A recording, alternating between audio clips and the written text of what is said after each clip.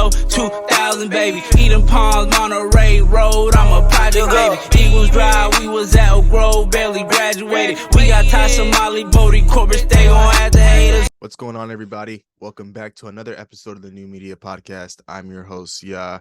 We hope you enjoyed the last episode because, as always, today's going to be an even better episode. Of course, I got the whole crew with me. Everybody's in the house today, and Week 16 of the NFL season just got wrapped up. So, of course, it's only right that we talk about it. But, of course, before we jump into Week 16, temperature check. How's everybody doing today? Feeling good. Feeling good, man. I got a lot to talk about in this week. Yeah, A lot to say.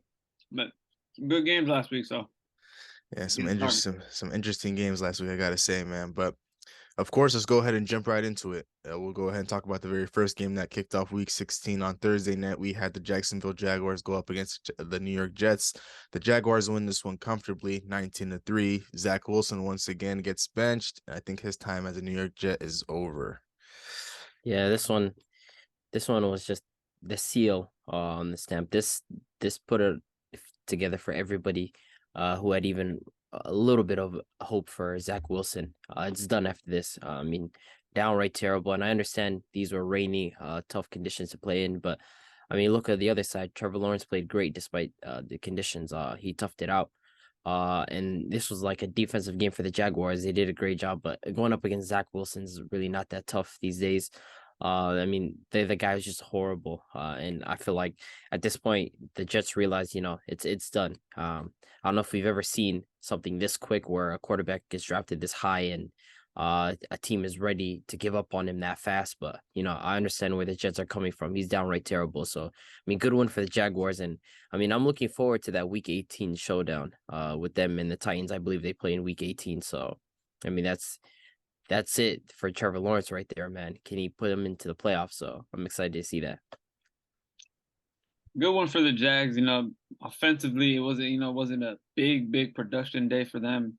Lawrence ended up throwing for 229 yards, and Evan Ingram had about 120 yards of those. So, although he did score the only touchdown on the offensive end with the rushing touchdown, but to talk about the Jets and Zach Wilson and what a horrible way for him to end his career in football. I believe he's done in football. I don't think any other team is going to take a gamble on this number 2 pick, but to see him just, come out 9 for 18, 90 yards, nasty throws, interception, it was just horrible for him. And I feel like Robert Saleh knew it was going to happen. So it's about time they pull the plug, start somewhere off new with another quarterback. But yeah, we've seen it happening. Horrible year for him, but good one for the Jaguars right now, sitting number 1 in their division. And like I'd said, this week's matchup really doesn't matter at all. It's going to come down to next week's matchup. So we'll see what happens when they face the Titans. Yeah, I cannot believe I picked the New York Jets to win this one, man. I gifted you guys a free point on that. The game started off interesting. The Jets forced a turnover on Trevor Lawrence, and then they end up getting a field goal out of it. And then that was the end of it. The Jets didn't they weren't able to put up a single point up after that. And Trevor Lawrence completely had control of this game. I think you guys said everything I was going to say. But the Jets, man, for Zach Wilson, his time is up in New York, but I do think he'll get another chance. I do disagree with you there. I think he'll be a quality backup at most, maybe, if a coach is able to work with him correctly and stuff like that. But the New York Jets are definitely going to be on the hunt for a quarterback this offseason alongside a lot of the other teams in the league. But overall, this is a very, very good one for the Jacksonville Jaguars, man. I think they're on a 3 or 4 game win streak. They've won 4 out of the last 5 since the bye weekend. These next couple of weeks, they have the Houston Texans on the road, and then they close out the year in Tennessee at home against Tennessee. So, can Trevor Lawrence, rally his guys into the playoffs? I guess we're gonna have to just wait and see. But overall, good win for the Jaguars. We'll go ahead and move on to our Saturday slated games. The first game, we have the Buffalo Bills and the Chicago Bears. The Bills win this one comfortably, 35-13.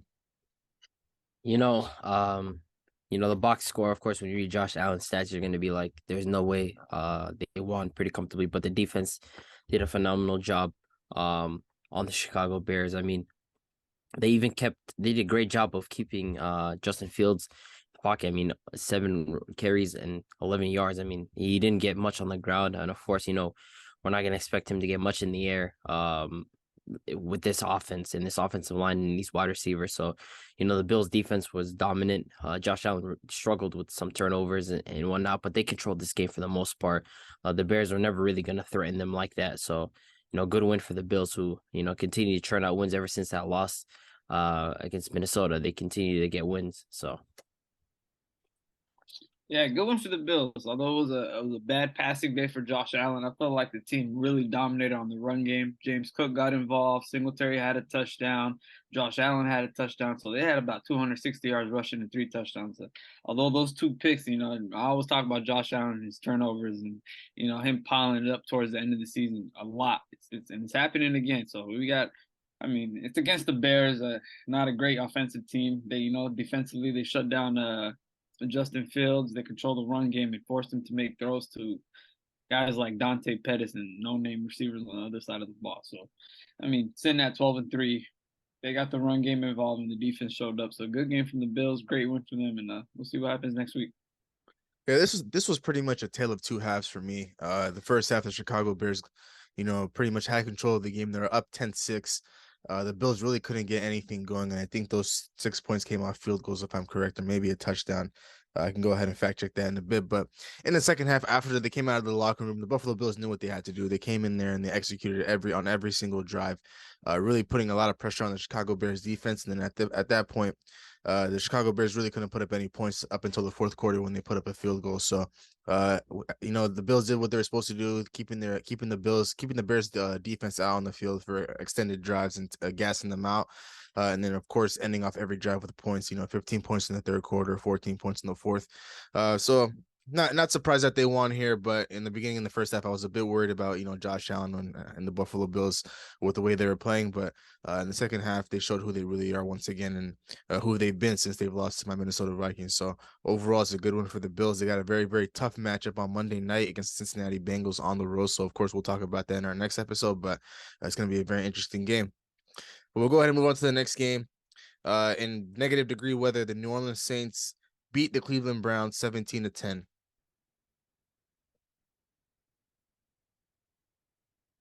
Your mic.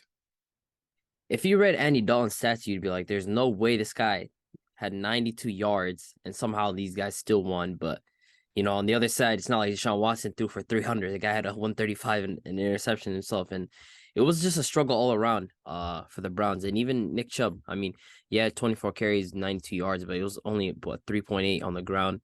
So overall, the offenses were not moving tremendously in this game. It was more of a defensive battle. And, of course, Taysom Hill's going to get his gimmicky touchdown. And it's good seeing Kamara get his touchdown. It feels like Kamara just the last 4 or 5 weeks, or even up to maybe 7 weeks now, just felt like his production has fallen off a cliff. And that's a combination of just the horrible coaching of Dennis Allen and the Saints' offensive struggles and a quarterback change and everything. But, this was a defensive battle and they did a phenomenal job on the Browns this game. And, Deshaun Watson, I don't know, man. Yeah, there is some signs, but now I would have expected him to at least have a 200-yard game by now. But Jacoby Brissett still better than this guy right now, as it is, which is hilarious. I expect him to shake off the rust, but 4 games into him being the Browns quarterback, I don't see it. I don't see old Deshaun Watson. I really haven't seen flashes like that. So we're gonna have to wait and see. Kamara's a free agent this summer, right? I believe so. I Some think sort so. of contract. I can't wait till he leaves the Saints. I ain't gonna lie. They're not using him correctly. They don't even use him in the pass game anymore. He's a blocking person for them. But good win for the Saints, man. In this negative degree weather, defensively they held up their end of the ball. Deshaun Watson had 135 pass yards. Nick Chubb carried the ball, I think, 25 times for 92 yards. It wasn't much. A lot of carries for him. And Taysom Hill and Kamara, man, they got on board. They scored their touchdowns. Taysom Hill, he always gets this gimmick touchdown every game. It happens for him. It can be a passing touchdown. It can be a catching touchdown. It can be a running touchdown. He's going to score. But, both of them sitting at 6-9. And like Abdi said, it's 4 games into the season for Deshaun Watson. And he still hasn't, gave us that game that's going to show us that, he's progressing to that next step. And it still hasn't happened. So I'm waiting to see that. Maybe he doesn't have it in him, It's not there anymore, but we'll see what happens. Yeah, Alvin Kamara, his contract's up in like 3-4 years, but there's a potential out after 2023 for him in the New Orleans Saints. But overall, to go back to this game was pretty much a snooze fest, a very, very defensive battle. I'm surprised that the Saints were able to keep this come out of this one with the win, and it's a disappointing loss for the Cleveland Browns. But the Saints needed this one more simply because they're in a weak division with the Tampa Bay Buccaneers and those other teams. So, not much to say about this game. The Browns, Deshaun Watson, whether or not he's gonna be his old self. Only time will tell. I think it's still too early. 4 games in. It's not enough for him to really get his feet wet and stuff like that and get back in rhythm. So overall, it's a good one for the Saints. And they needed this win, and it's in a very, very tight divisional race with the Bucks. So and every other team. So good one for them. But we'll go ahead and move on to the next game. The Kansas City Chiefs versus the Seattle Seahawks. The Chiefs win this one in Arrowhead 24-10. Nah, these little corny dudes coming out pre-game, all naked and everything, flexing in the cold. Like your playoff hopes are on the line and you want to act hard and stuff. Like, who are you, man? Who are you? And it's crazy to me because these guys are acting all tough just to come out here and put up 10 points. Like, come on, man. Like your playoff hope, like the Kansas City Chiefs basically not put a knockout blow on the Seattle Seahawks playoff chances. Like, and we called this a while ago that you guys might be like the Giants, You guys might just be like the Giants, but I believe the Giants have one more win if I'm correct. So the Seahawks fans, like, what's going on? And Patrick Mahomes had a pretty comfy day. And on the other side, their defense did a good job. They've been in close games recently, which Andy Reid has spoken about that he doesn't want to really see like that. He wants to see in like he wants to see them win in a convincing fashion, and they did that. Geno Smith, I believe, he threw a pick in the end zone, and then you guys got stopped on 2 4th downs. And just overall, like, the scoring wasn't there for the Seahawks, and the playoff chances are just dropping and dropping and dropping every week. And I mean, 3 weeks ago, you're talking about the Panthers who were a bye. I mean, I wish you probably needed to take that bye back. So it's tough. Yeah, that Panthers week was a free week, man. We gave that one away, but disappointing day on the offensive side of the ball, man. I mean, 3 points until the end of the mid fourth quarter until we finally scored a touchdown. It was just that's nasty. Just to progress through the whole game, 3 quarters and a half, and not score a touchdown, just end the game with a field goal. It was bad for us offensively. Defensively, I don't know. I felt like Mahomes, we kept him on a comfy day. He only had 16 completions, 220 yards, and 2 touchdowns. But other than that, I feel like it was a very slow game in general. Just in general, they had 17 points in the first half. They didn't do much till the end of the fourth quarter as well. They scored a late touchdown. Other than that, it was a quiet day. But yeah, man, big week for us against the Jets coming up. A lot of stuff has to happen to go our way. Commanders got to lose. Giants got to lose. Who knows what's going to happen? So we'll see these last 2 weeks. I mean, I feel like we got 2 good games for us to get back. But losing Tyler Lockett last week was a big loss for us on the offensive side of the ball. So. And yeah, that negative coming out in 10-degree weather, shirtless, flexing and everything. I don't know what that shows off. Like, it's cold. Like, come on, go put on a jacket, go put on a beanie, just come out warm, Like, you over there working out, 10-degree weather, flexing on who? Like, come on now. Yeah, I gotta agree with Abdi there, man. That was extremely corny. But to speak about this game, the Chiefs are always in control of this game. They never really lost sight of that. And the Seattle Seahawks just really, really struggled. Of course, Big H mentioned the loss of Tyler Lockett did play a huge part in that, and to only really put up 3 points for majority of the game up until the fourth quarter, where the Chiefs gifted you guys a garbage time touchdown. It's just very, very disappointing because compared to what we've seen in past weeks. With the Seattle Seahawks offense, where Geno Smith was making incredible throws and DK Metcalf was going off and stuff like that. But it was good to see Kenneth Walker, 26 touches, 170 yards. He didn't end up with a touchdown, but still, good things happen when Kenneth Walker touches the ball, and that's exactly what he showed against Kansas City. And for the Chiefs, it's a very, very slow day for them. Mahomes finished with 3 total touchdowns. That rushing touchdown was very, very crazy. I can't lie, the way he extended out for the pylon. But the Chiefs, man, they knew what they're supposed to do at home. They're trying to chase the Buffalo Bills for that 1 seed, and they know with the very, very tough matchup for Buffalo coming up, the Chiefs have an opportunity to maybe snag up that 1 seed in the AFC. But overall, it's a good one for them, and their defense played extremely well. Got to give them credit on that side of the ball. But we'll go ahead and move on to the next game.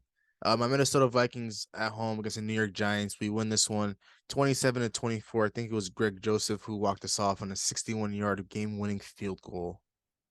Shock as the Vikings are in yet another close game. Hey, Greg Joseph, he misses 30-yard field goals, but when y'all needed a 60-yarder, he Just became randomly out of decided, nowhere. yeah, he Right wanted on to the be, money, he wanted man. Out to of be, he nowhere. wanted to be Justin Tucker for some weird reason. But it's a good one for the Vikings. Who Justin Jefferson, obviously we know what to expect from him, but like a pleasant surprise for the Vikings this week was T.J. Hawkinson's dominance. All throughout the game, it felt like he was making catch after catch, and he was getting really busy. And on the other side, I mean, I like how Daniel Jones stuck with it. Early on, there were some struggles.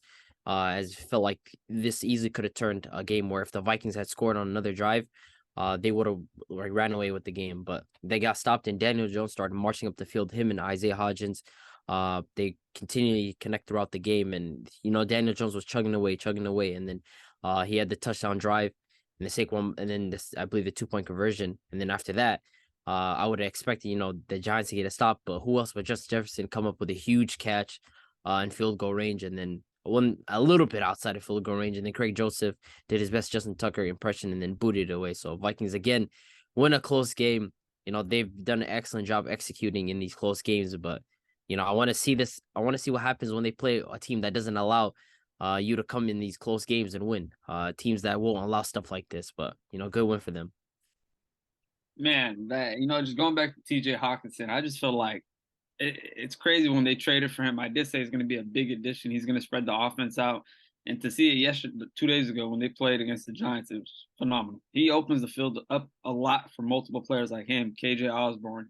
Helps JJ, gets one-on-one coverage. He takes a lot of coverage off of JJ and essentially helps Dalvin Cook open up the run game as well. So them traded for TJ Hawkinson, man, I feel like it's going to be a big addition down the road still for them, and it's going to help them a lot. But on the defensive side of the ball, man, there's still some moles, there's still some questions. You guys tend to just let teams back into the game, just kind of slowly let them in, and then hopefully Kirk gets that game winner. And I think that was what the 11th game you guys been in that been a one-score game. Yeah, 11th. That's tough. That's tough. Teams like the Niners, Cowboys, Eagles, teams like those, I don't see that happening. So I feel like our defense got to fix up, show up better, kind of, hold them off in the first half. But towards the last couple of drives, man, touchdown by the Vikings, touchdown, Daniel Jones marched down the field. I think it was like a minute and 59 seconds, scored, and then Greg Joseph with the game-winning kick, man. Phenomenal game. It was a nice game. I actually watched the game fully, so I enjoyed it. But good one for the Vikings, sitting second in the NFC. Yeah, we really needed this game badly, I gotta say, with the Niners creeping up for that second seed. But to speak about T.J. Hawkinson, man, I love that guy already. He was well worth the second and third overall, second round and third round picks that we gave to the New York Giants. For him to go out there and ball like the way he did, man, it was, those picks, I don't even care about those picks anymore. And of course, I can come on here every week and talk about Justin Jefferson, but that just gets outplayed, man. 12 catches, 133 yards, 1 touchdown.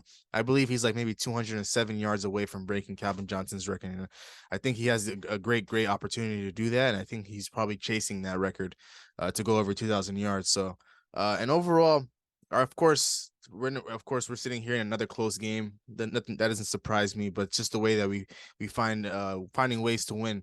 And I think with Greg Joseph, he was the last person on my mind to think, he was going to walk us off, especially with being the kick being a 61-yard field goal attempt. I thought he was going to miss that, but I got to give credit to the Giants. They had a few key drops from Richie James Jr. Richie James just held onto the ball.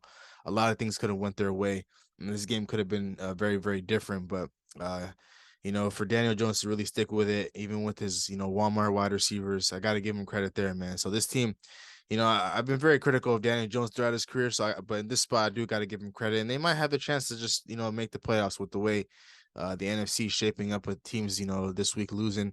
As the Giants still sit at the number 6 spot at 8-6. So with the Washington Commanders below them and the Seattle Seahawks, and then of course the Detroit Lions and Green Bay Packers. So overall, it's a good win for my Minnesota Vikings. We have a very, very big game coming up this week that could pretty much solidify maybe the second seeded in the NFC against the Green Bay Packers. So we'll get to that in our next episode, of course. So, but overall, good one for my Vikings. We needed this one badly. We'll go ahead and move on to the next game. We have the Cincinnati Bengals on the road against the New England Patriots. The Bengals win this one 22-18. It was a blowout in the beginning, and then Mac Jones was able to find his way back in this one. Yeah, Joe Burrow started off hot, throwing a touchdown on I think two of the first drives for the Bengals. And then he started to kind of like cool off a bit. You know, he started to struggle. He had an interception in the second quarter, and then he had a pick six as well. And then the game script for the Bengals was weird. It felt like they were running way too much on first downs that weren't really effective like that. It wasn't going anywhere. And they overall struggled as an offense, but you know, Jamar Chase lost a fumble as well, and then they got bailed out by the Ramondre Stevenson goal line fumble. And I mean, of course, the Patriots defense showed up in that second half, especially. They did an excellent job of clamping down their top targets, but you know, Mac Jones can't really help them like that. He's not a great quarterback. I've always said this. I don't think he'll ever be a good quarterback like that. He's just a decent game manager, and of course, he has no help in this. But you know, the Patriots, it feels like back-to-back weeks they unfortunately mistakes have just allowed them to lose games like this, you know, and it's dim away their playoff chances. And I mean, good win for the Bengals, but again, they have to do a better job in the second half. You can't allow your team to just stay in a game with their offense playing bad, but their defense just showing up on you like that. So Yeah, tell it two halves. You know, first half, Bengals go up 22-0, and then second half starts off with a pick six, and then, you know, Patriots get the ball back, they score another touchdown, miss the field goal, they get another touchdown on board, and then, you know, fumble from Jamar Chase and then Ramondre Stevenson on the 5-yard line. And Belichick was like, you know, it was a tough call. He had a bunch of guys on him, and it was tough right there. So, you know, Patriots back-to-back weeks, like Abdi said, you know, they could be sitting at 9-7, you know, just potentially off of bat these past 2 weeks. And Mac Jones I think he had a great game, you know, 240 yards, 2 touchdowns. He played phenomenal. The run game wasn't involved much. You know, the defense showed up big. And just on the Cincy side of the ball, just second half, they cannot play like that again. They cannot play like, if they play a team with a competent offense like that again and they let it go, it's going to be bad. So they got to show up next week. They got to come back and perform. So we'll see what happens against the Bills. Yeah, Joe Burrow, he went insane in the first half, specifically the first quarter. I think he might have had like 2 touchdowns and 200 passing yards. But I got to give credit to the Patriots here, man. They hung in the game. They stuck with it. Their defense stepped up, and Mac Jones, of course, he got lucky on one of the touchdown passes to Jacoby Myers, where I think Kendrick Bourne tipped it in the air, and Jacoby Myers is right there to scoop it up for a touchdown. But the Bengals, this was a very, very good wake up call for them. Yeah, they were cruising in the first half, and they were putting up a lot of points and extending drives, but they know they can't take their foot off the gas against any team in the NFL, of course, because any given Sunday is a real thing. And it's good that they got it out the way now, because they have a very, very tough matchup at home against the Bills on Monday night this upcoming week. So for them to just get a wake up call right here, it's in a very, very good spot. It's fine, because it didn't necessarily change the outcome of the game. Their defense still stepped up and forced a fumble on Ramondre Stevenson, and they're able to walk out of New England with the win. So it's still a good one for the Bengals. They needed this one to boost their spot in their division, because the Ravens did get a win this week. So a good one for Cincinnati. But we'll go ahead and move on to the next game. The Carolina Panthers beat the Detroit Lions 37-23. man, if you read Jared Goff's stats, you'd think, he kept it a close game and everything, and he did all he could, but it was absolute dominance by the Panthers, especially in the first half. They're already up 24-7. I mean, what can we say about the running game, man? The running game went absolutely absurd. Deontay Foreman and Chuba Hubbard, dominant performance from each one of them. Each one of them broke 100+ yards. I think Chuba had 125. Deontay Foreman had like 160 something. Absolutely shredded them on the ground. And, the Lions, I can't blame Jared Goff heavy like that. They had absolutely no help from the run game whatsoever. The run game did absolutely nothing. He tried to do his best in trying to will them to come back, but I mean, they could not stop anything on the ground. They had no chance whatsoever against this Carolina offensive line that's playing great, creating holes for these two running backs. And their little 1-2 punch has been working for them. So, I've seen some positive signs from this Panthers team who are headed in the right direction. But again, this hurts for if you're a Lions fan, because coming to this week, you would have expected them to win and continue to perform as one of the best offenses in the league. but it just didn't happen this week. Big ups to the Panthers, man. 320 rush yards. They just gashed that Detroit Lions defense, man. They say, you know what? We're gonna run it up the middle. We're gonna abuse y'all, and y'all can't do nothing about it. And that's what happened. Jared Goff, 355 yards, 3 touchdowns. They offensively, the pass game had a phenomenal day, but the run game is just embarrassing. You can't have Jared Goff as your leading. He can't be the quarterback, but leading you in rush yards on a day like that. Like it's kind of embarrassing. But DeAndre Swift only had to touch the ball 4 times. Jamal Williams touched the ball 7 times, and that's your 2-star big running backs that you have that you want to use, but you didn't use them well. So Detroit, man, this was a big one for them. I felt like if they came in and won this one, they're in prime position to make playoffs, and we discussed that last week. And yeah, tough day for them. Tough day for them. So good one for the Panthers, and Detroit, man, still fighting. So Yeah, this was a very, very interesting game for me, I gotta say. To see the Panthers put up 37 points, and it's not like, Jared Goff threw pick sixes all over the field. It was just pretty much the Panthers marching down the field. Sam Darnold throwing touchdown passes to DJ Moore, and I think he had a rushing touchdown. Deontay Foreman had a rushing touchdown. It's just a very, very weird game overall. But man, this is a gut punch loss for the Detroit Lions. Man, they know every game counts right now towards the end of the season, and their playoff hopes are slim after this week. So I got to give credit to the Carolina Panthers, man. Of course, they're going to be a team that's going to be rebuilding for the future, but they have some pieces to work with. They didn't want to trade DJ Moore at the trade deadline because they knew what they had in him, and Deontay Foreman has really stepped up, and Chuba Hubbard as well. So, if those guys are able to fix up on both sides of the ball, I think, the rebuild might just be shorter than everybody thinks. But some bad news did come out of this game. I think their corner, what is his name? J.C. Horn broke his wrist. He's gonna have surgery on it, so he's gonna be out for the season, which it's not the worst thing in the world due to the fact that this team is not competing for the playoffs right now. So, well, they technically are with being in the garbage division, but nobody expects the Carolina Panthers to win out and make the playoffs. So overall, it's a good one for them. Very, very bad loss for the Lions, man. They needed this one. But we'll go ahead and move on to the next game. The Baltimore Ravens beat the Atlanta Falcons 17-9. Man, oh man, I don't know, man. This little race for this division, man. Like if personally, I kind of wanted the Bengals to lose just so it would be even closer. But the Ravens defense again, like it doesn't matter how bad their offense plays, their defense is gonna get the job done.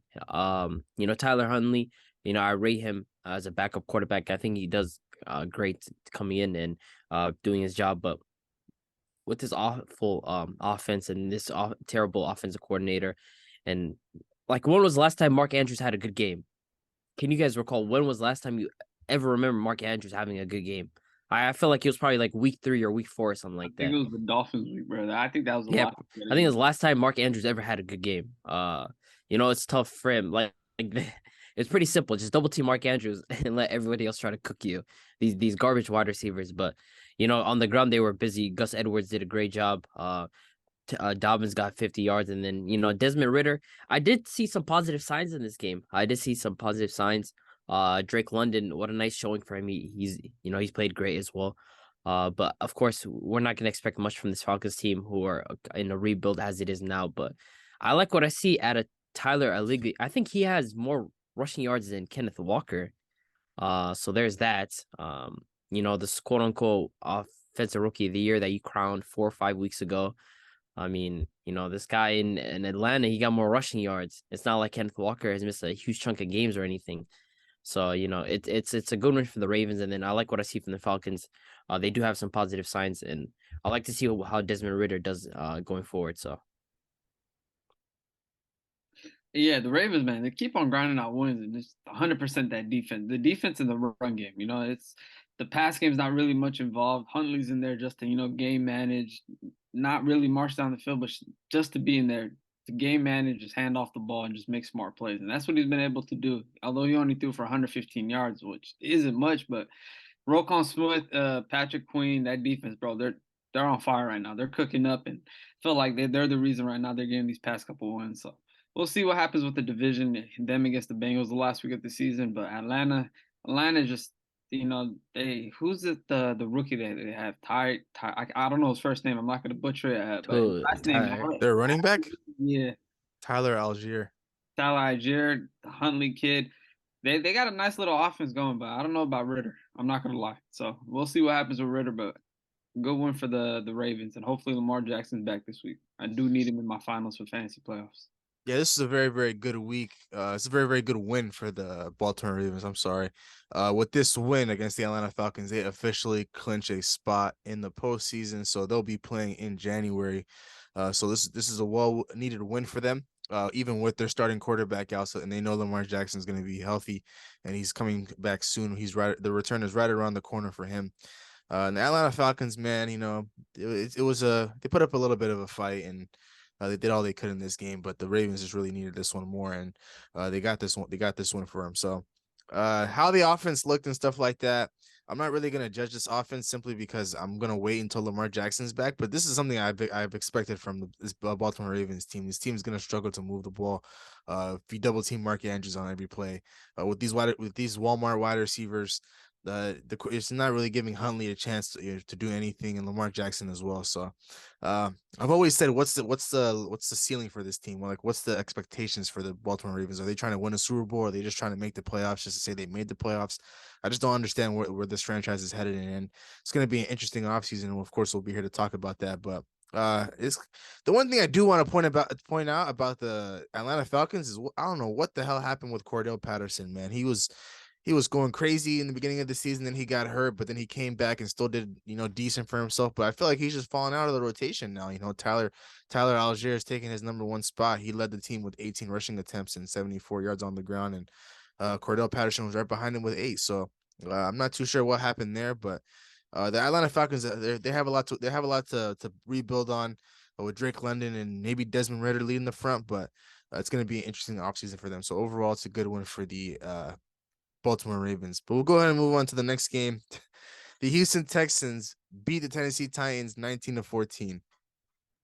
Man, the Titans have just been on a downward spiral. I mean, like, I don't know, like, what like Malik Willis's ceiling is. Like, what is he going to be doing for this team? Like, I know, Derrick Henry, when he sees an AFC South team, he's going to get busy. And of course, he did get busy, but at this point, these days, that's not even enough for this team. I mean, Malik Willis only 99 yards and 2 interceptions. Like, guy struggled mightily. Like, every time I've seen him, it just doesn't seem like he's a particularly good quarterback. Of course, I understand he's still young and he's just still trying to find his footing in this league. But anytime I've watched him, I haven't seen any flashes of being a franchise quarterback.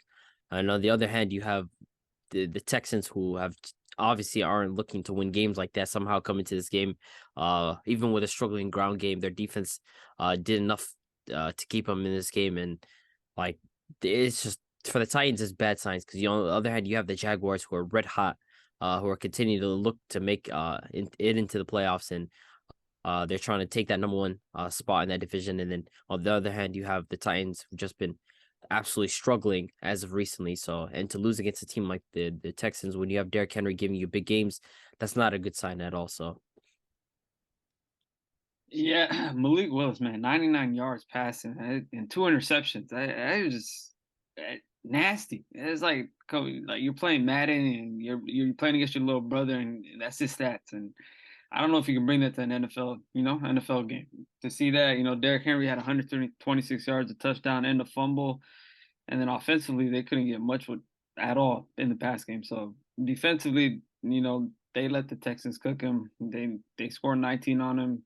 Titans defense, to me, in the early stages of the season, they're playing phenomenal. And they just kind of dwindled down to me. I don't know what happened to it. I don't know if it's injuries or not, but their game just fell off. But yeah, Titans, man, big opportunity to get a W, move on. Could have, been number one in the division, but they got a big week against the Cowboys, and they finished their season off against the Jaguars.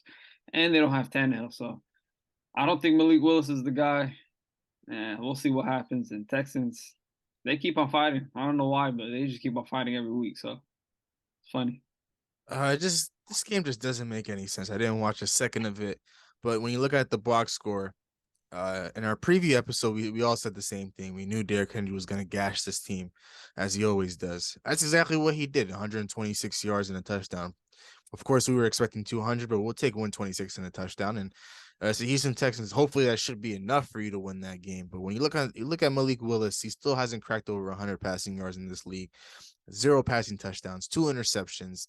He did have a rushing touchdown, but no receiver had over 30 yards, 31 yards, I would say. Robert Woods led the way with 4 catches for 30 yards. So it's not like Malik Willis is like, extending drives and hitting guys in stride and making big plays. He's just not really doing it right now for them. And I think Ryan Tannehill, I don't think he's going to be returning anytime soon for the rest of the season. I think that he's going to be out. And then for the Texans, for them to come into this game, we've been seeing good things out of them these last 3 weeks, in Dallas, at home against Kansas City, and then now against the Houston Texans against Derrick Henry. And in this game, they're able to come out with the win. And honestly, I don't know how they did it. Mills only had 178 yards and a passing touchdown and no rushing touchdown. And it's just a very, very bad loss for the Tennessee Titans. They needed this one. Now the Jacksonville Jaguars are in prime position to snag up the division title from their hands. A couple weeks ago, I was sitting here saying, the Titans are probably going to, limp into the playoffs, and because they sit in a division where there's no competitors. But the Jacksonville Jaguars turn it up at the second half of the season, and they're looking to make the postseason. So I don't think the Titans will make the I don't think they'll make the playoffs, especially with their last 2 games being Dallas and the Jacksonville Jaguars. I think their season is done, but hopefully Malik Willis is able to display something in these next 2 weeks to show that he might be the guy moving forward, or else the Titans franchise, they're gonna look like some goofballs with the way they traded AJ Brown this offseason and then drafted this guy to sit behind Ryan Tannehill. So overall, good one for the Houston Texans. But we'll go ahead and move on to the next game. The San Francisco 49ers beat down the Washington Commanders 37-20. These guys don't miss Jimmy Garoppolo whatsoever. Brock Purdy, he's the man for the job. This guy has just come in and looked super poised. George Kittle said it. He just finds ways to get us the ball. Puts it right on the money. He makes great passes, and George Kittle's enjoyed Brock Purdy these last couple of weeks. He's done a great job. This is the George Kittle that we've missed, not the blocking George Kittle, the guy that's constantly another offensive lineman. This is the George Kittle that we've missed, we haven't seen for a while. And these last couple of weeks, he's been great. Just after the catch and then in the end zone, and Christian McCaffrey is always going to get involved, and then guys like Ray McLeod's been getting involved. But when we talk about this team, we always got to talk about the defense. And Nick Bosa got another 2-sack game. Feels like every week he's going to get 2 to almost 3 sacks a game. And they benched Taylor Heineke because he lost another fumble, and Carson Wentz come in, and he's been announced the starter. So I'm absolutely excited over that. That makes me very, very happy because I need the Commanders to lose from my Packers playoff odds. So seeing that they're gonna start Carson Wentz has just made me absolutely happy. Sucks because Taylor Heineke has done a solid job for this team, and Ron Rivera decides it's time to go back to Carson Wentz, so we'll have to see. Yeah, man, I expected the Niners defense to come out and just dominate, and they did, especially in the second half.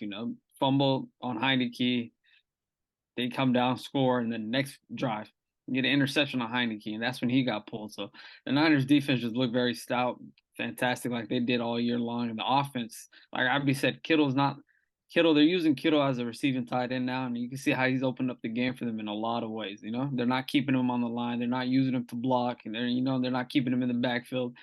He's playing as a real receiver tight end, and he's cooking up. So this is the Kittle that we've seen before 2018, 2019, before pandemic hit. So right now he's balling out. That offense is balling out. Purdy had a good day. It was 240 yards, 2 touchdowns, and an interception. Yeah. I mean, it's okay, he threw a pick, but other than that, they control the game most of the time. So good one for them. Carson Wentz is going to be starting. Very, very happy. Like Abby said, we need it for our playoff hope. So, yeah, hopefully the Commanders lose, and me against Wentz. I hate that guy.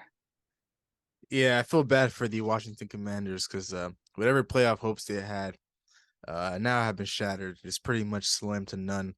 With the announcement of Carson Wentz being the starter moving forward. But overall, man, the Niners came into this one and did what they're supposed to do. We could talk about how great their defense was, and Brock Purdy on the offensive side, George Kittle, McCaffrey, Ray McLeod, Brandon Ayuk. These guys have just been on a tear these last, I think, 7-8 weeks. They're on a nice little win streak ever since the bye, or even a little before the bye on the road against the Rams. These guys haven't lost in a while, so these guys are the most dangerous team in the NFC, man. I gotta say, even with the Philadelphia Eagles with Jalen Hurts, and of course you have the Dallas Cowboys and the Vikings in there. But if there's one team that I fear, it's the San Francisco 49ers, because they're so complete on both sides of the ball. They have the run game on the offensive side, and of course with Brock Purdy, he gives them a different look with the throwing game, and then of course their defense. And then when they put it all together, this is what you get. You get a team that's on a 7-8 game win streak, and they're winning in comfortable fashion and dominating fashion. And this is exactly what they did. And for the Commanders,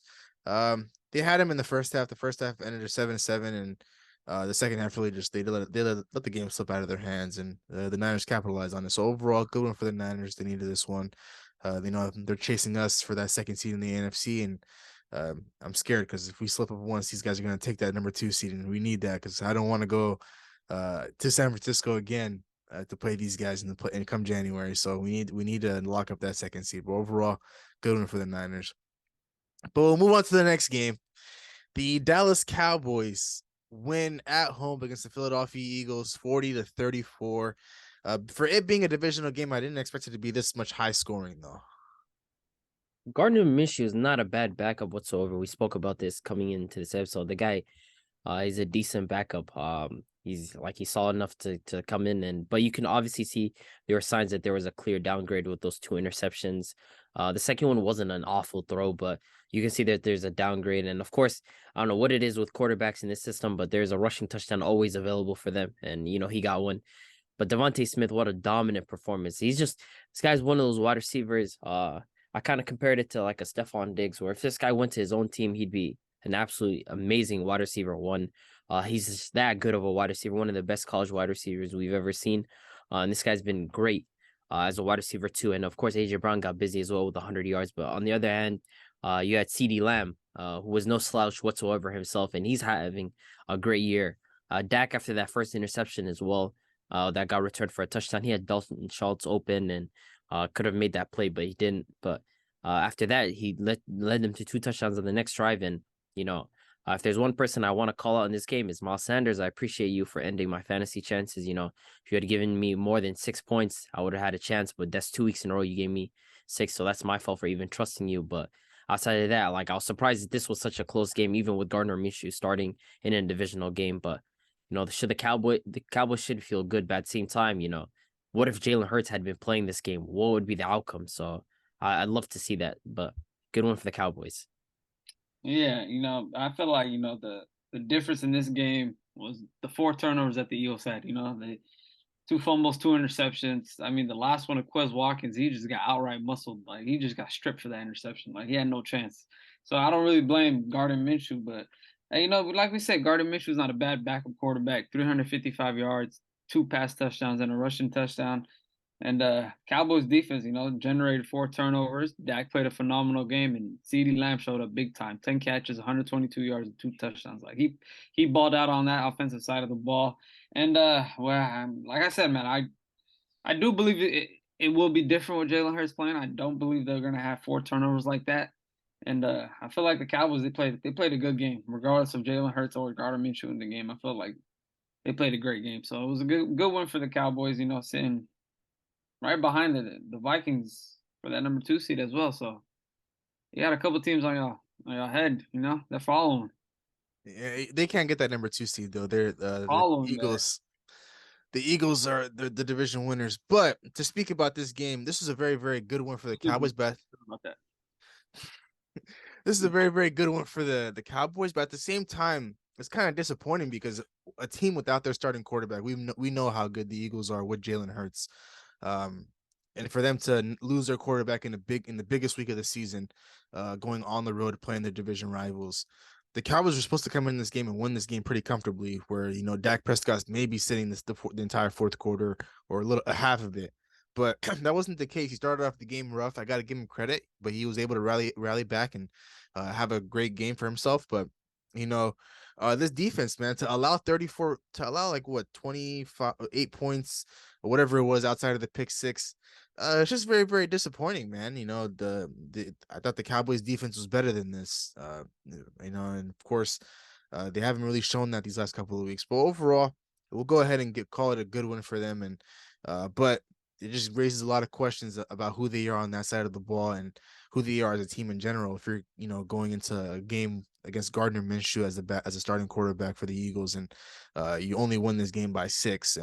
But for the Eagles, you don't even care about this game in the slightest. Yeah, it was a winnable game. You could have won this game against the Dallas Cowboys with Gardner Minshew, but at the same time, they all know with their starting quarterback Jalen Hurts, this game is maybe has a different outcome to it. So, you know, of course, it's the Eagles' second loss of the season.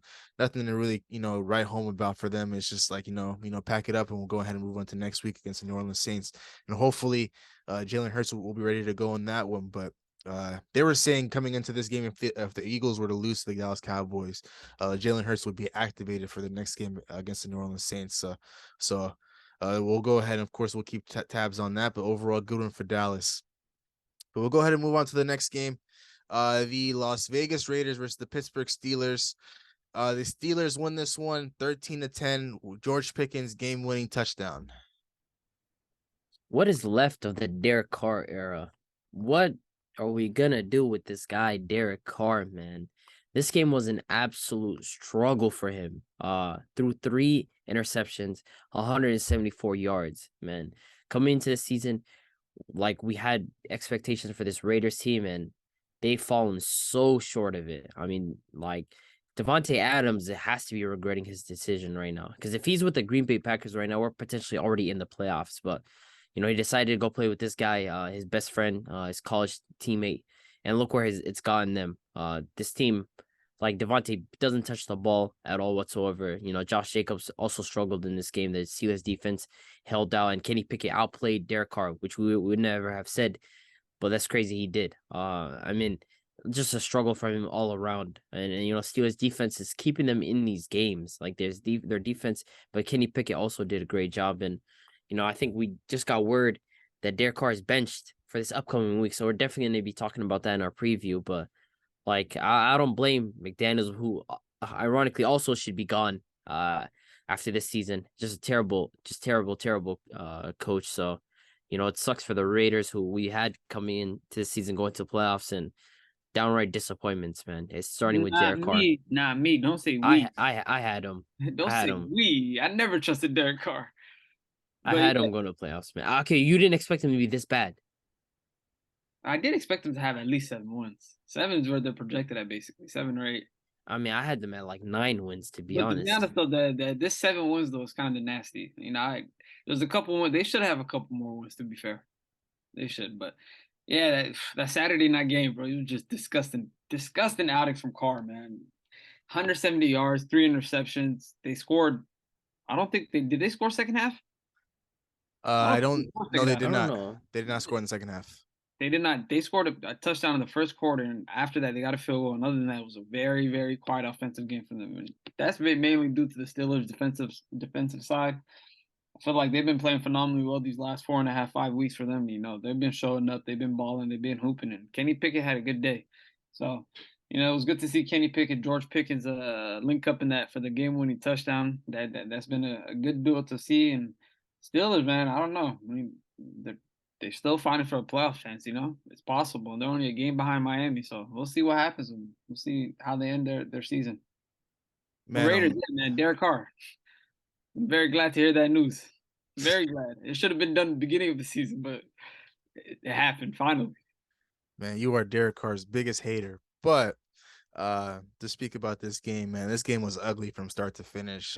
This is a very, very disappointing loss for the Las Vegas Raiders. They needed this one just to, you know, boost the team morale and stuff like that, especially with the way last weekend did against the Patriots, where they win in dramatic fashion. You know, you hope that it's kind of like a spark for the rest of the season. But you know, the Raiders, this is pretty much this game told everybody how their season was. You know, so much up and down and wins and losses. the Raiders can never really, pick up momentum and, pick up some speed and rally over a few wins. But overall, man, it's a good one for the Steelers. They hung in there after the tough first half. They were down 10-3, and then to put up 10 points in the fourth quarter. It was nice to see Kenny Pickett and George Pickens connect on that touchdown and ice the game. But for Derek Carr, man, for to hear that he got benched for Stidham, the backup quarterback. And he's not, the thing is, Derek Carr is not even going to be active for this upcoming matchup against the San Francisco 49ers. So he'll just be on the sideline in street clothes on some Zach Wilson type beat, just being the motivational speaker that he is. So we all know his time in Las Vegas might be up, and it's looking like it with the way the season is going to end for him, because he's not going to be playing in these next couple of games. So it's just a disappointing way to end the season for him. But overall, good one for the Steelers. We've said it a couple weeks ago. These guys are pretty much, I don't think they're making the playoffs, but they're pretty much trying to play to protect Mike Tomlin's above 500 streak record. And they are 2 games away from doing that. They sit at a record of 7-8 right now. So this is a well-needed win for them.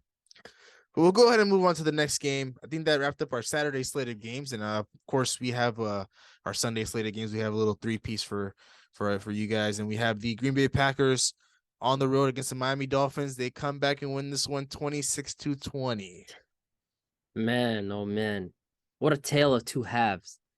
First half, the Dolphins looked as though like they scored another touchdown, they're gonna blow the roof and they're just gonna go up and put 40 points. Our defense held in there.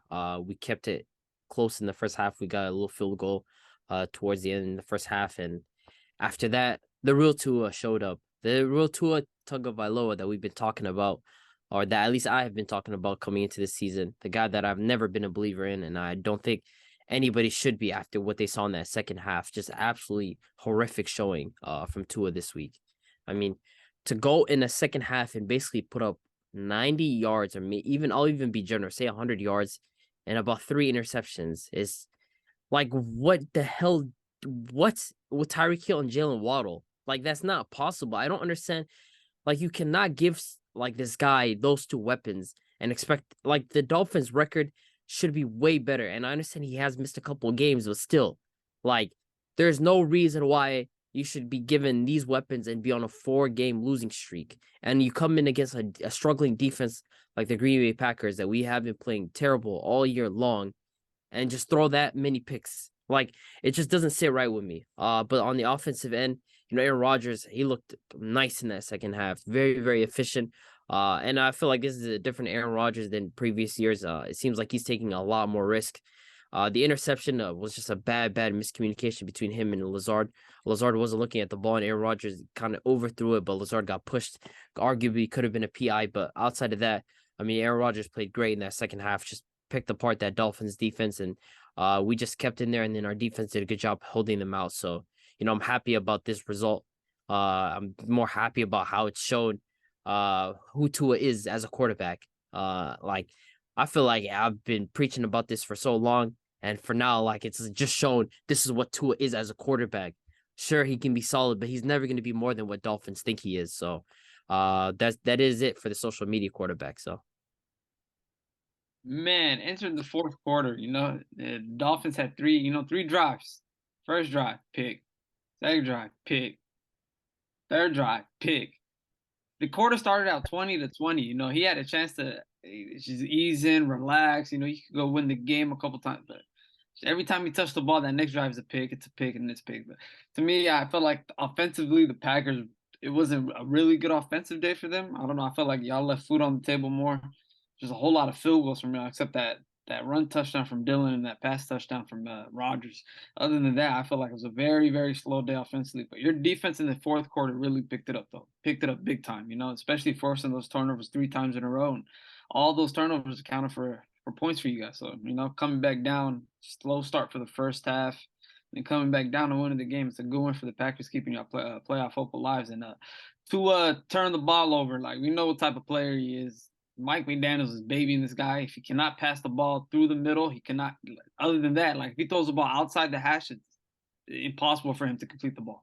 It's a nasty throw every single time the ball is outside the numbers and outside the hashes. He cannot make a pass. So teams are kind of figuring him out. His last couple of weeks hasn't been looking well, but yeah, this week 3 straight drives, 3 straight picks. It's disgusting, nasty.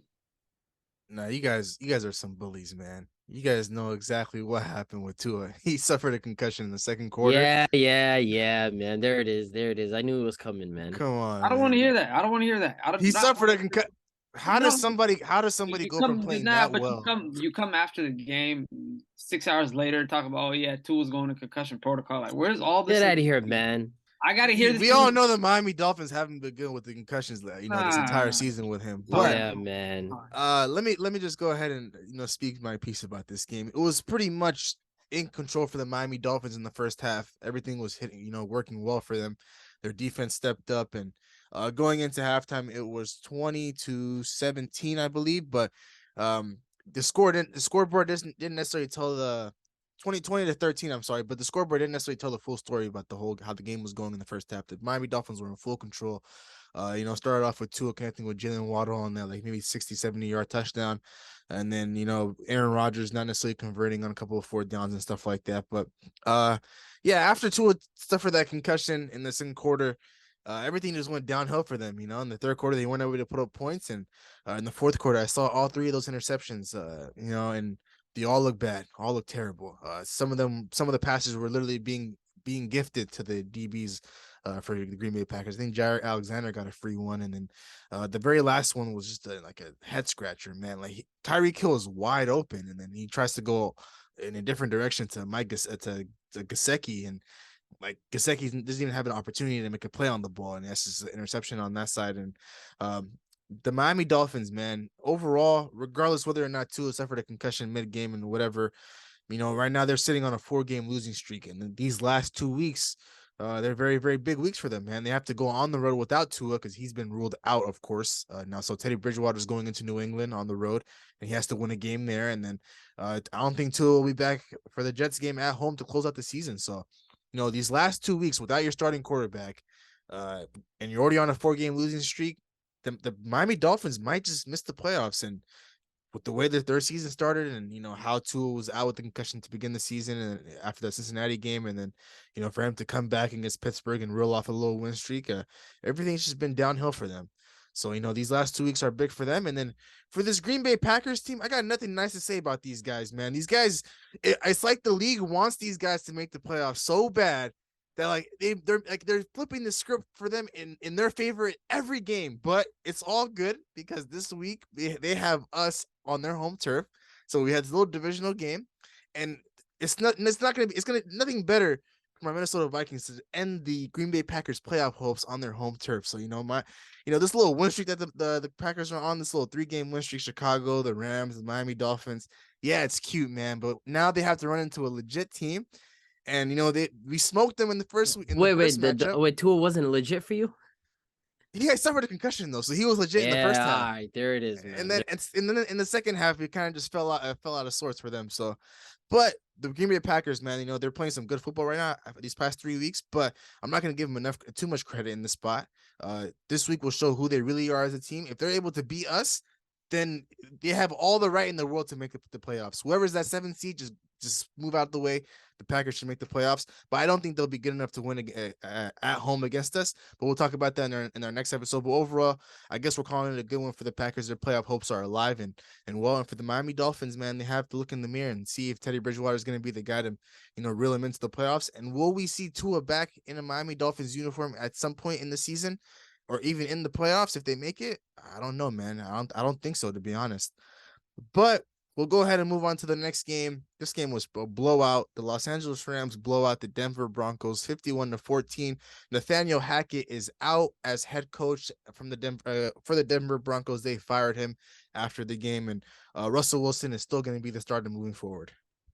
Man, and you went to this game as well, right? I had the pleasure to be in attendance for this game. For Baker Mayfield to show up, he played great. I got to give him credit for that. He's done an admirable job stepping in for this team who needed a quarterback. And man, Russell Wilson, that gimmicky 3 touchdown, whatever happened with the Chiefs, that's long past us. This guy is just you would have never said coming into this year, Russell Wilson is the worst quarterback in the NFL. You would have never said that, but here we are. Like the guy absolutely struggled again this week. The offense couldn't get anything going. I felt like the Rams just kept piling and piling, and it's even more salt in the wound that his former teammate, I believe Bobby Wagner, got an interception on him. Correct me if I'm wrong, on him as well. Like this was tough for Russell Wilson, man. And of course they fired Nathaniel Hackett, but this is just the tip of the iceberg. There's some major decisions going on with Russell Wilson. They probably have to keep him just because it'd be admitting defeat if you got rid of him, or if you tried cutting him, or you tried trading him or anything. It'd be admitting defeat right away. But it's a tough game for them. Guys like Cam Akers got busy. Tyler Higbee did a good job as well. Like everybody showed up for the Rams, and they were easily their best performance. But Russell Wilson, man, I feel like I've been kicking a dead horse all season long, but this guy's just downright garbage. Absolutely terrible of a quarterback, but good win for the Rams. Yeah, I don't know what to say about the score. Like the Rams have been horrible all year, and they just wake up today. Yet the other day, drop 51, get like 4 interceptions, 2 returned to the house. It was just a whole lot going on, And to end this conversation, Russell Wilson just a whole lot of ass. The Broncos are just a whole lot of ass. They let go of Nathaniel Hackett. That's the first step in progressing through rebuilding. It's time for them to let go of Wilson and just hopefully they didn't even got no picks. Like it's tough for them to rebuild. Like what are they going to rebuild with? Like Seattle got their picks, so like what's the whole lot going on for the Bronco Nation? I feel sorry for y'all, but shout out for the loss. We picked up a good pick. Cam Akers 3 touchdowns. Ramsey had a pick. Bobby Wagner had a pick. Number 6, I forgot his name. He had a pick 6 to the house. And then they're just outright balling. Baker Mayfield had a good day. I think he threw for like 238 yards, 2 touchdowns. If I'm not too correct. He played phenomenal. So the Rams, they came out, they hooped, and shout out Broncos, man. Hopefully y'all lose these last 2 games. Yeah, man. Why I was at this game, I have no reason for that. I have no clue why I was at this game, but I was able to see the Los Angeles Rams pretty much beat down the Denver Broncos. I didn't stick around for too long for this game. I left at halftime, and it was pretty much a blowout then. And at the end of the game, I checked the score, and it was still a blowout. The Los Angeles Rams scored on every single drive. Their punter never came out to punt the ball once, and overall, the game was pretty much over after the first quarter. I think the first quarter maybe ended 20-3. 17-3, and the Broncos, they showed no fight. Russell Wilson came back out on the field, interception. He comes back out on the field again, interception. So it's not like let Russ cook, man. Like if that's the home cooking you're getting, then you're not gonna get a whole lot of wins in this league. But it was good for the Denver Broncos that they fired Nathaniel Hackett now. It shows that they weren't gonna let him stick around in the building for too long, even these last couple of weeks. We all know the season is over for them, but it was a good statement there. But moving on from Russell Wilson to go into next year, I don't think that'll happen. They paid him too much money, and they traded a lot to get this guy, so he'll still be the starter for next year. And I think, I think the Broncos will be better next year. Because I did have him disappointing a lot of people, but even I wasn't sure that they'd be this bad. But here we are. They're sitting at a record of 4-11. And pretty much they have no assets to make moves in the draft, and but they do have Russell Wilson and the weapons on offense, and Javonte Williams coming back from injury. So the outlook for their next season, who knows what it'll be. They have to sign a very, very good head coach and someone that's gonna dictate the locker room and change the culture. So it was good for the Broncos that they fired their head coach. But to speak on the Rams, of course, their season is over. They did a hell of a job. Cam Akers went off, and Tyler Higbee scored 2 touchdowns. And it was good to see my boy Baker Mayfield ball out for this team, man. But overall, we'll just go ahead and call it a good one for the Rams. They're trying to end the season off on a high note and go into next season. But we'll go ahead and move on to our next game. The Tampa Bay Buccaneers beat the Trace McSorley-led Arizona Cardinals in overtime, 19-16. We would have never said this. Another thing that we would never have said, Tom Brady's in a close battle with Trace McSorley. But like, I don't understand this Buccaneers team. Like, why is there a specific period of time that they just absolutely just lock in? Like, there's like a 2 or 3 minute stretch where this team, like Tom Brady, just marches down the field and just gets the job done. Like, why can that not happen over a course of a game? I'll never understand it. This Buccaneers team cannot sustain this type of football over it. Like, I understand that they haven't looked good all year, but like, you cannot enter the playoffs looking like this, man. Like, teams will punish you for not capitalizing, but Tom Brady, of course, like he didn't have like the greatest of games, but when you need him to show up, of course, you can expect that from him. But 2 interception game from him. Leonard Fournette was really busy. One of his better games over the course of the season, especially considering that he struggled the second half of the year. But he did it on the ground and he did it in the air. Their leading wide receiver and their leading rusher. But overall, again, Mike Evans, 3 catches, 29 yards. Chris Godwin, 8 catches, 63 yards. Like Mike Evans isn't real anymore. I don't know what's going on over there in Tampa Bay, but it's another win for the Tampa Bay Buccaneers who are looking to secure that division. But like this team is just awful. Like you cannot go into battle with a backup quarterback like this. But good win for the Tampa Bay Buccaneers. Man, Tom Brady barely beat the B team to Arizona Cardinals. Like he did that. Like the defense was missing like 9 defenders. He threw 2 interceptions. It was just nasty. At a point, they were down 16-6, and I'm just like, what's going on with this team? But like Abby said, at a certain point of the game when they go down 10, they kind of sit up. They start playing real. They put the controllers up. They get ready, and that's what happened. They ripped off a cool 13 points. Won the game, marched it down. But if this happens in the playoffs or like against any reasonable good defensive team or offensive teams, it's done for them. And that's what's going to happen that first round if they do clinch the playoffs. So I don't really expect much from them. We said this like 6 weeks ago. The offense is not going to fix. He's not Mike Evans anymore. Somebody else replaced him. He's not hooping like he used to hoop. And Fournette had a good day. Finally get to see him back. 90 yards receiving, 72 yards rushing. But other than that, offense just looked nasty to me. And then Arizona sitting at 4-11 with their backup B team is, nothing to expect from them. Yeah, man. I won't say too much about this game. There's not much I can say about the Tampa Bay Buccaneers. This has pretty much been the story of their season. They're in close affairs with sorry teams, and they somehow end up winning a few of those matchups, and that's exactly what happened on Sunday night against the Trace McSorley led Arizona Cardinals. But there's one player I do want to talk about, and it's not Mike Evans this week. It's Leonard Fournette. Leonard Fournette is the best option for the Tampa Bay Buccaneers. I honestly don't understand why Rachaad White was named the starter coming out of the bye week. Leonard Fournette is the best running back on that team. He can do both. He can do exactly what Rachaad White does in the receiving game, and he's a better rusher than Rachaad White. So for him to be the backup to this guy, it didn't make any sense to me. Of course, I'm speaking from Leonard Fournette fantasy owner perspective, but for him to have 72 rushing yards on 20 attempts and for him to have 9 catches, 90 yards in the receiving game, it shows that he still got something left in the tank for him. And then to speak about Tom Brady, yeah, vintage Brady, but at this point in the season, with how the season's been for them, it's nothing to rave about. Yeah, it was cool to rave about when he did it against the Los Angeles Rams, but if you're doing that against the Trace McSorley led Arizona Cardinals, how bad are you as a team? Like, what does that say about you as a team and as you as a player?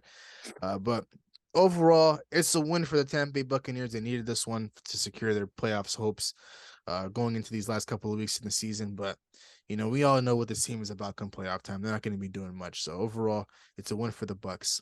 And of course, we'll go ahead and close out with our Monday Night Football matchup. Nobody watched this game. The Los Angeles Chargers go on the road to Indianapolis and beat the Colts 22-3. Yeah, this one, so Justin Herbert finally secured a playoff spot after 3 years, a big criticism against him. So it's good that he's finally in the playoffs, but this was more so of like a dink and dunk type of game. Of course, he got his guys and Keenan Allen involved, and Austin Eckler, who's been every game feels like he has a huge amount of actually no, matter of fact, sorry, on the ground, he got involved. He had 18 carries, 67 yards, and he got his 2 touchdowns as well. This was more of a dink and dunk game script. He didn't really push the field like that, but does he really need to against a team in the Colts who, they had Nick Foles, who struggled with 3 interceptions. I don't know what's going on over there in Indianapolis. Like the whole Matt Ryan project completely fell apart. Michael Pittman Jr. is expected to have a monster year, but with quarterback struggles and injuries, he really couldn't. Zach Moss, who was their trade piece at the deadline, 65 yards, and not much. So the Colts didn't get any sort of offensive production, and Chargers defense really hounded them and picked off Nick Foles. But it's good to see Herbert in the playoffs. I'm excited to see what he does because it's always been a criticism against him not making the playoffs. But seeing that he's finally made it, I want to see what he does. So. Yeah, offensively, Herbert didn't really produce much on the field. You know, it was an okay game for him. He had 230 yards, a interception, and a fumble. But you know, the defense showed up very, very big. You know, they've been playing good the last couple of weeks, but this week, you know, 3 interceptions, 7 sacks. They forced Nick Foles. They're up. There's pressure everywhere. Like the run game wasn't involved, the pass game wasn't involved. They just clamped on all levels. So, yeah, man, Herbert finally in the playoffs, man. So I can't wait to see what he does. You know, that's the noise that he's been hearing. He hasn't made playoffs. Why should he be a top 5 quarterback? It's time to see what he does and it's time to see if he shows up. You know, like the stats for me, the last couple of weeks of him and playing it, to me, they don't look too well. But I mean, W's are W's. But let's see what he does these next 2 weeks. Yeah, I'm not gonna sit here and rave about the Los Angeles Chargers with the way they've been playing lately. Yeah, Justin Herbert, he's finally making the playoffs after sitting out for the last couple of years. But we asked of him to have a couple touchdowns in a game and win the game with his arm, and he did that in Arizona 4 weeks ago. And 4 weeks later, nothing's changed. He has couple 1-touchdown games, and these last 2 games, 0 touchdowns. Like, I don't know what to expect with this Chargers football team. Like, it doesn't make any sense. Like, he's like not. It's like Justin Herbert's winning games. The Chargers are winning games, and Justin Herbert's not really the main guy. Like the reason why they're winning games. Like, yeah, Austin Eckler's scoring, and yeah, you could say Justin Herbert's putting him in positions, but at the same time, like, I need to see more from Justin Herbert. But of course, he's making the playoffs, so we'll see a whole lot of him, in these next couple of weeks and in January. But this game, we all knew they were going to come into this game and win with a team that's led by Nick Foles, and they're still their head coach that's still kind of learning the ropes with Jeff Saturday. Not much to expect from this Colts football team. The Chargers did what they were supposed to do to clinch a playoff spot, and we'll see what Justin Herbert is about come January. But overall, it's a good one for them, and to see Austin Eckler on the ground do well and Keenan Allen do well in the air, I mean, I guess it was good for Chargers fans to see. So we'll go ahead and call it a good one for them, and that pretty much wraps up our Week 16 of the NFL season. And of course, I'll go ahead and get into our predictions and our records. Abdi led the way this week at 10-6, and me and Big H were right behind him, records of 9-7, which leads us to our totals. Me and Abdi are now tied at 145 wins. I have 96 losses and 2 ties. Abdi has 93 losses and 2 ties. And Big H is behind us at 138 wins and 100 losses and 2 ties. So, Big H, you're pretty much gonna need a miracle these next couple of weeks to win. But it's looking like a 2-man race with 2 weeks left into the season. But of course, I'm looking forward to it. All right, man. But with that being said, any final words, fellas, before we sign off here? I can't wait to talk about a preview episode, man. I'm gonna be talking about the Packers for a long time. It is Packers week. It is Green Bay week. So of course I'm always looking forward to that. But of course week 17 of the NFL season is right around the corner. So of course we'll be here to talk about that. But with that being said, we'll go ahead and close things out here.